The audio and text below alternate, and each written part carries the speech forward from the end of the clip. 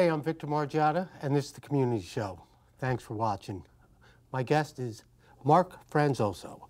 Not only is he a wonderful person and a great customer at the Paradise in Verplank, but does so much for the community. Not only does his business give people jobs, gives people an opportunity to work, to take care of their families. It's just so many things. He's so involved in the community, very, very interested in making this area a better place to live. And it's a pleasure to have him on, and we're just going to talk about all the wonderful things he does for the community. Thanks, Mark. No, thanks for having me. All right, so tell me about how you got started in construction. Well, my uncle, Mario, was a contractor in Croton, and ever since I was a kid, I hung out with him. I spent more time with him than I did with my own dad, believe it or not, because I liked that type of work. And, days off from school, summers, everything. So I just liked construction. And then I fell into home remodeling at an early age in 1976, actually, the fall of 1976. Yeah. Yeah, I was 12. I was 17. Okay, so, but what was your favorite aspect? Well, I started out. I went to work for a company and learned a trade. Right. I worked for them for a little under 5 years, and I really liked it. And then in 1980, when I don't know if you remember, but we had like sort of a crash, with gas and oil, and the economy really tightened up. And that's basically when I started my company. I was dating a girl whose father was a printer, and he printed up some flyers, and I went to the local stationery store and stuffed all the papers, and I got a couple of calls. I closed both jobs and reinvested. I don't know if you remember the penny saver. I don't even know if that's still around, but I think I've seen it. It's like this. Yeah. Well, there was a time when people would actually go to Yorktown and get the penny saver before it was dropped off, just to look through it. Maybe you needed a job or a car or an apartment. It was the hottest publication then, and I reinvested in an ad and got another. Just sort of snowballed. Yeah. Not to get off track, but that penny saver was a lifeblood. Yeah, I mean, absolutely. Between getting an apartment, getting a job, exactly.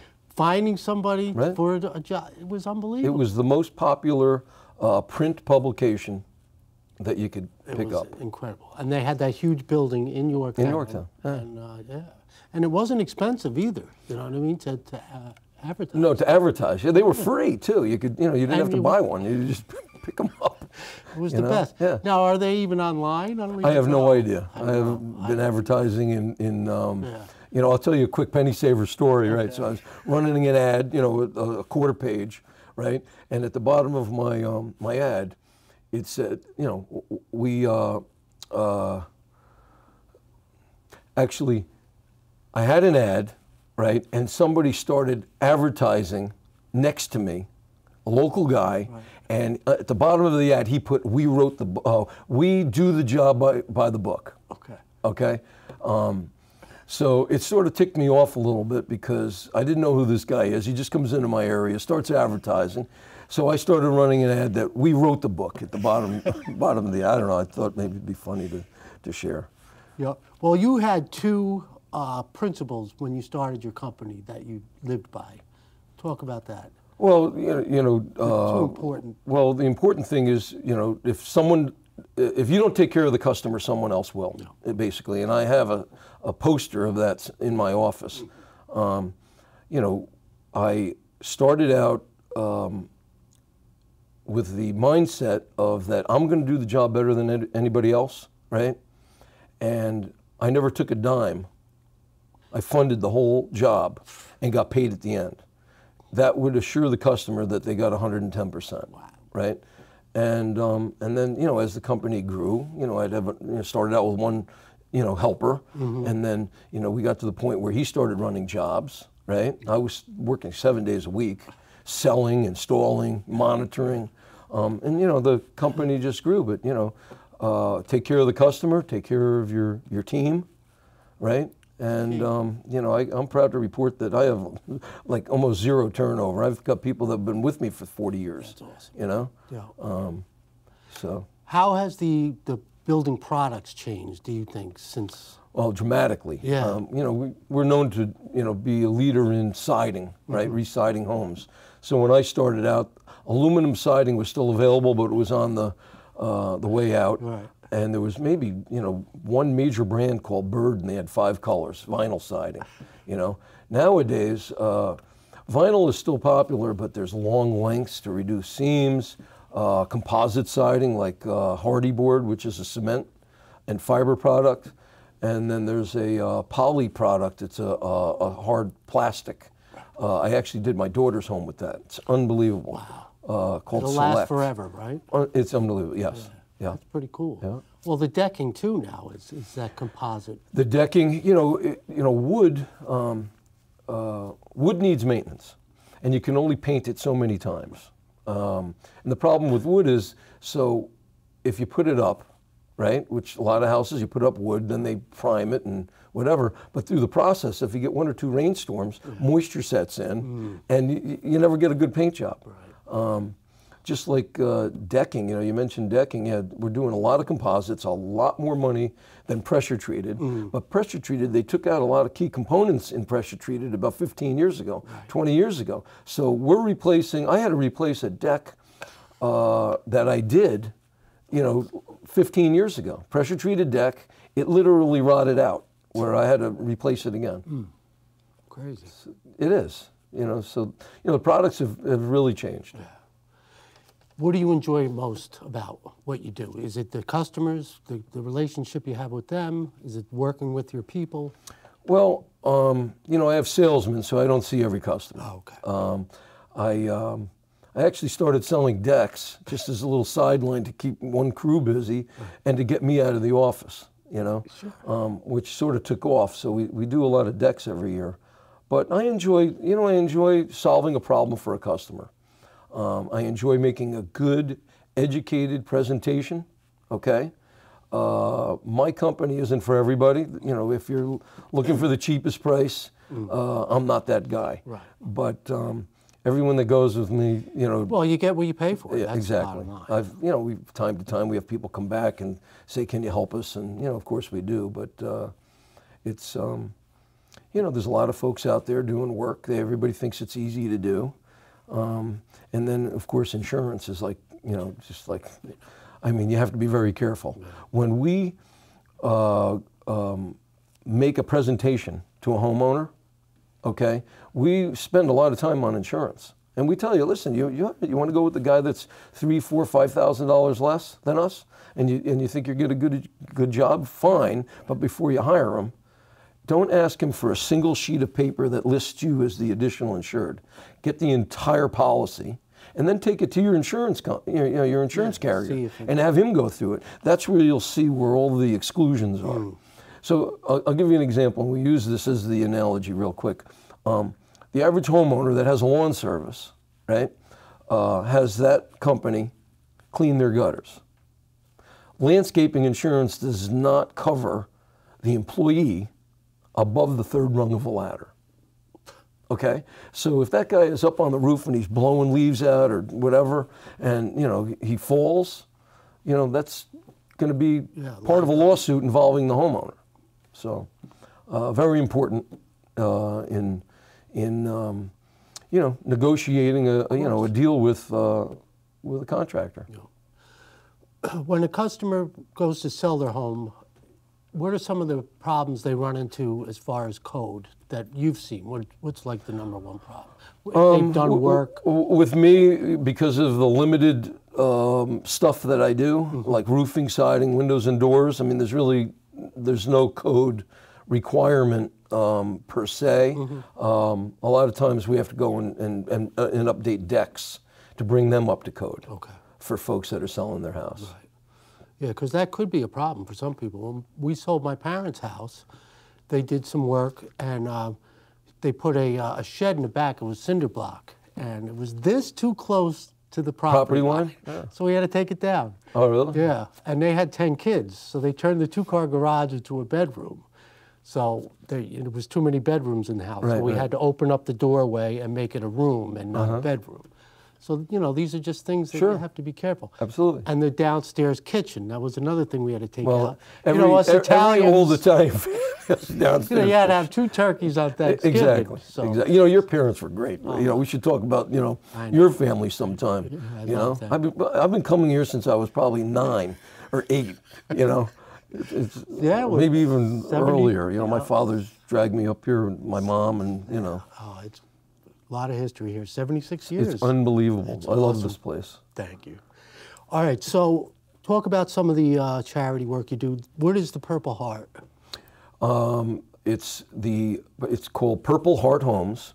I am the New York Downstate chapter president. Wow. Okay, it's a national organization based out of North Carolina.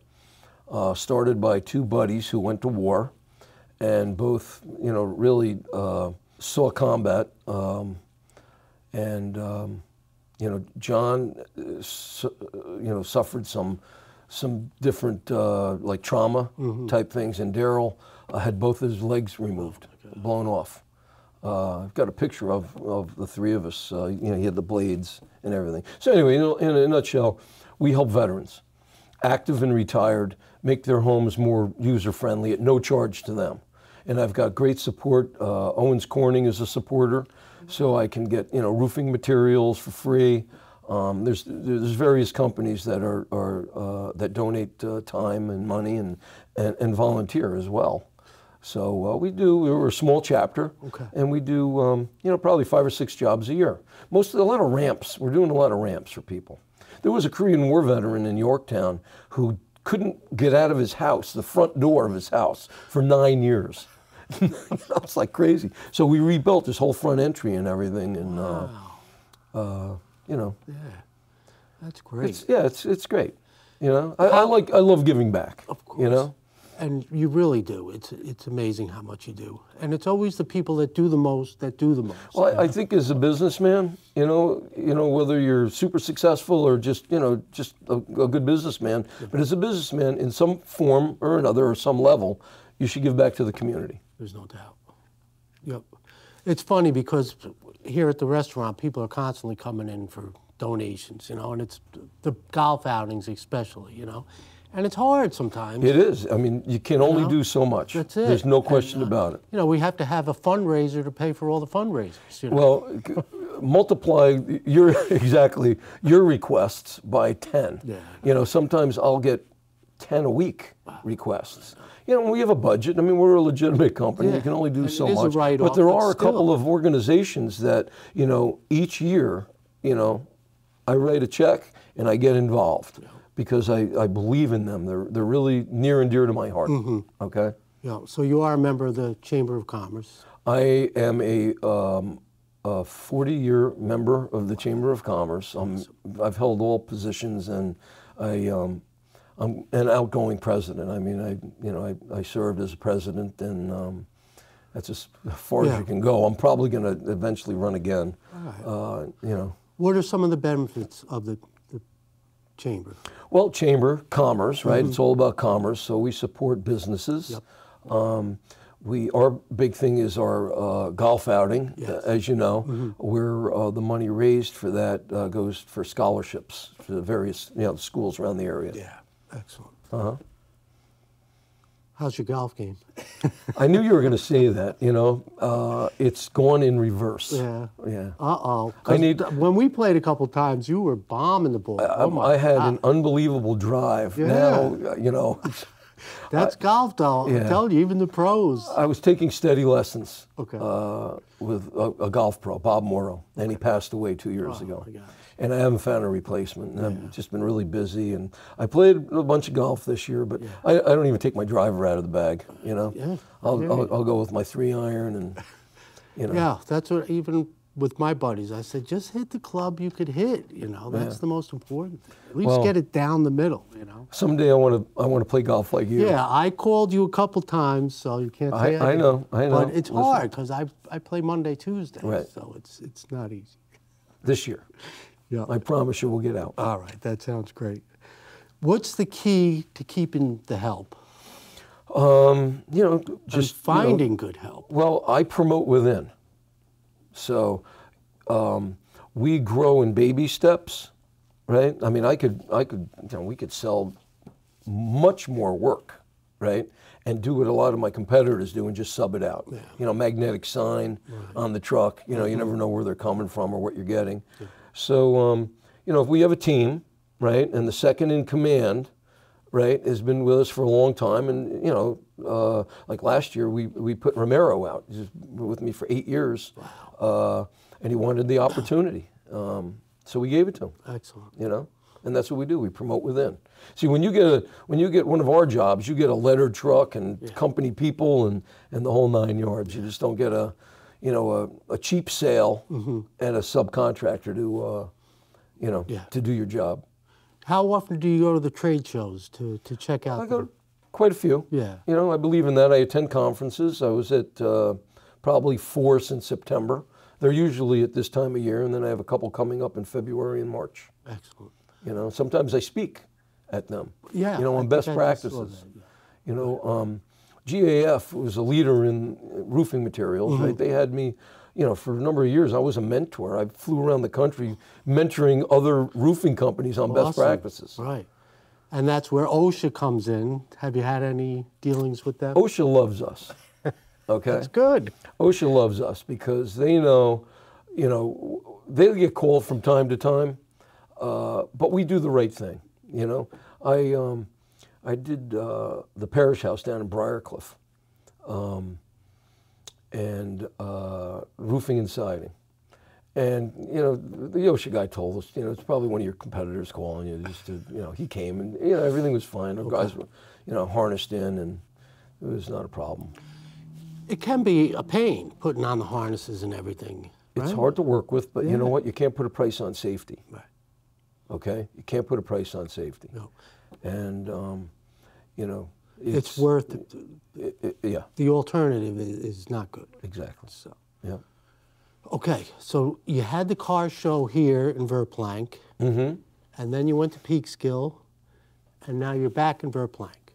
That is the road nights. Okay. Right? All right. They found, you know, the park down here for the last couple of years, and it's worked out very well. How do you get for them? I'm just the sponsor. Okay. I'm not a road night or anything like that. Right. I'm a Rotarian. Okay, and we have our car show down at the train station parking lot every year, and that is to raise money for scholarships for Croton. Okay. So I think it was our 32nd car show. Wow. Been doing it a long time. I've been a Rotarian for probably 15 or 20 years, which I really like. You know, I really like being a Rotarian. You know, it's just a really good organization. That's worldwide. Yeah, no. You know, I carry this. I carry. If you want to, I carry a. Your pin? No, I carry a coin. Okay. In my pocket. Yeah. At all times. Wow. It's the Rotarian. The four-way test. Yes. Right? Is it the truth? Is it fair to all concerned? Will it build goodwill and better friendships? And will it be beneficial to all people? So, you know, it's kind of like a little code. Yeah, man. You know? Sounds like something right out of the Bible. Really. I don't have it memorized, but I live by these things. I tell you, it's a good organization. Talk about networking. That's a huge, you know, way to network is to get involved in that. Now, how can people get involved in the Purple Heart? As far as volunteering? Getting work done or getting work done? Both. Getting a volunteering, contact me. We sort of take a sabbatical during the winter. We're having our first meeting in March. Okay. And there's a couple of veterans that, you know, we have to vet. It has to go through corporate, right? You know, we had you know, one guy, you know, he had tons of money and everything, and you know, it's not about that. We need to find people that are, you know, need our assistance monetarily and just, you know, they don't have the money to fix these right. their homes and everything. So that's why there's no charge. Yep. So they get vetted.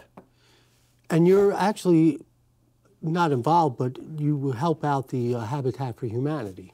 I've won a couple of awards for my involvement with Habitat throughout the years. Jim Killiern, who ran that for the longest time, forever, is now has the Fuller Center, which is something similar. It's another organization to help people, and we like to help people. Yeah.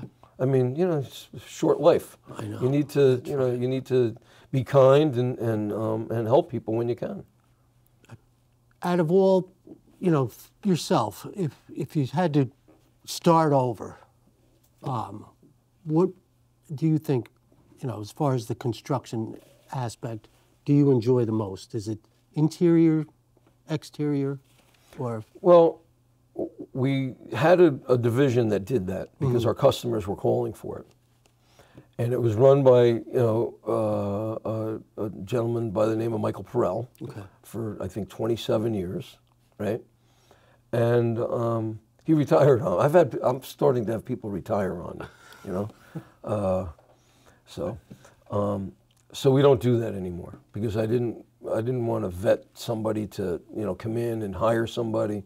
So we're not doing that anymore. We used to do, you know, additions and basements and dormers and things like that. So we're primarily a replacement contractor, you know, a renewal contractor, windows, doors, roofing, siding, decks. We have 3 gutter machines. We do a lot of gutters, things like that. So, I mean, I would do the same thing. I love what I'm doing, you know? Yeah. What about solar? We got into the solar business because we wanted the roofing opportunities, okay? We have a solar partner, and, you know, we're involved. See, solar has sort of not simmered, but it wasn't the boom that it was. The incentives are, you know, they're still there, but at one point in time, there was 100%. And they had, you know, a SKU. And then when that SKU ran out, it went to 90%. But if you jumped in the beginning, you know, you got the whole thing paid for, you know, and it included roofing. So the government was quite generous, but we, you know, we're still doing roofs for our solar partner. You know, if you're going to put a system on your house, you should have a new roof. I still don't get, in the winter, it doesn't really generate as much electricity as in the summer, right? It's more well, the sun sets differently in the summer and in the winter, but it still generates. It'll go through 2 inches of snow, okay? Wow. So, you know, it's a benefit. I mean, you do recommend it. Yeah, my house where I live, because I have different levels and, you know, there's trees and the whole bit, I wasn't a candidate for solar. But the warehouse up the street, I've got a large system on that building. And I have one at the office in Croton also.